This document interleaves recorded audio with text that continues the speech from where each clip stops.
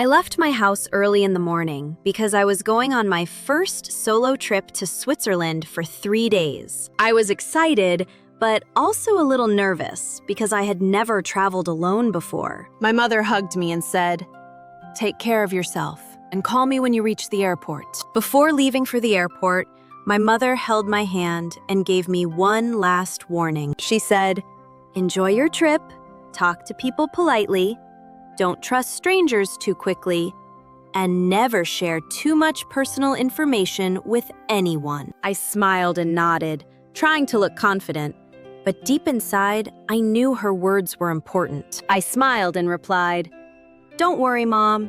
I'll be fine." On the way to the airport, I kept looking outside the car window and thinking about snow-covered mountains, beautiful lakes, and peaceful streets in Switzerland. When I reached the airport, everything felt huge and busy. I looked at the departure screen and quietly said to myself, "Okay, first I need to find my check-in counter." After checking in, I went to a small coffee shop inside the airport.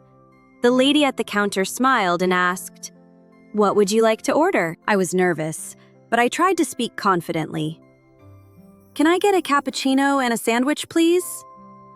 She smiled and replied, "Of course." While waiting for my flight, I sat near the big glass windows and watched airplanes take off. A girl sitting beside me noticed my passport and asked, "Are you traveling alone?"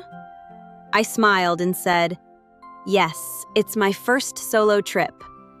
She looked surprised and said, "Wow, that's brave." A few hours later, I finally boarded the plane. As the airplane slowly moved on the runway, I looked outside the window and whispered, "This is the beginning of a new adventure." After many hours of traveling, I finally arrived in Switzerland. The cold, fresh air touched my face as soon as I stepped outside the airport. Everything looked so clean, calm, and beautiful. Snow-covered mountains stood far away under the soft golden sunlight. I quietly smiled and said to myself, "I can't believe I'm finally here." On the first day, I visited Zurich. The streets were peaceful, the buildings looked elegant, and colorful flowers decorated the small cafes beside the road. I walked near Lake Zurich while holding a warm cup of coffee in my hands. The water was so clear that it reflected the sky like a mirror. Later in the evening, I explored the famous Bahnhofstrasse street, filled with beautiful lights, luxury shops, and friendly people. The next morning, I took a train to Interlaken. During the journey, I could not stop looking outside the window.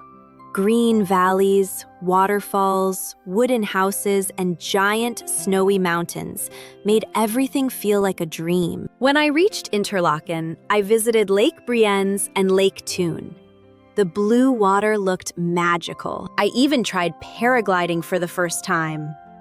I was scared at first, but when I saw the mountains from the sky, I felt truly free and happy. On the third day, I visited Jungfraujoch, also known as the top of Europe.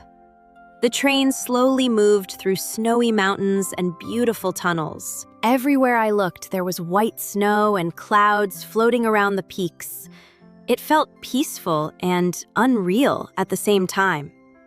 I clicked many photos, drank hot chocolate, and spent a long time simply enjoying the silence of the mountains. That evening, while sitting alone near the window of my hotel room, I looked outside at the glowing lights of Switzerland and thought about my journey. While enjoying this trip, I am also making sure to prioritize my safety at every step. Before this trip, I was nervous about traveling alone and speaking English with strangers.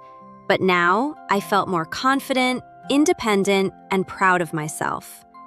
I softly whispered, "Sometimes the best journeys teach us more about ourselves than the destination itself."